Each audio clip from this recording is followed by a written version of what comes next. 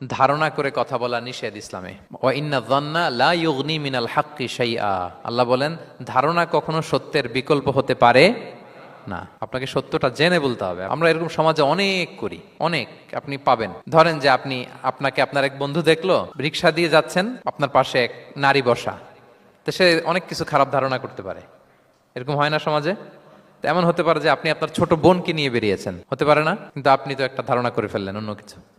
বা আপনার ভাগ্নিকে নিয়ে বের হয়েছেন, আপনার খালাকে, আপন খালাকে নিয়ে বেরিয়েছেন কোনো কাজে, ডাক্তারের কাছে, বা কিছু একটা হতে পারে। কিন্তু তাকে দেখেই আমি এদিক সেদিক বলতে আরম্ভ করলাম যে ওকে তো দেখছি এরকম এরকম এরকম। আছে না নাই? আমাদের সমাজে আমি দেখেছি যে কারো যদি ঠোঁট কালো হয় তো মানুষ ধারণা করে নেয় লোকটা মনে হয় সিগারেট খায়। কিন্তু সিগারেট সেবন করা ছাড়াও কারো ঠোঁট কালো হতে পারে কি পারে না বলেন? এই যে এগুলো সমাজে প্রচলিত।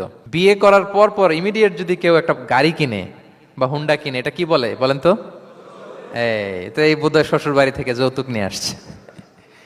দেখছেন, এরকম ভুরি ভুরি আপনি সমাজে পাবেন। আন্দাজে, ধারণার উপরে আমরা অনেক কথা বলে ফেলি, কিন্তু নিশ্চিত না হয়ে আপনি কোনো কমেন্টসে যেতে পারবেন না। এটা একেবারে নিষেধ।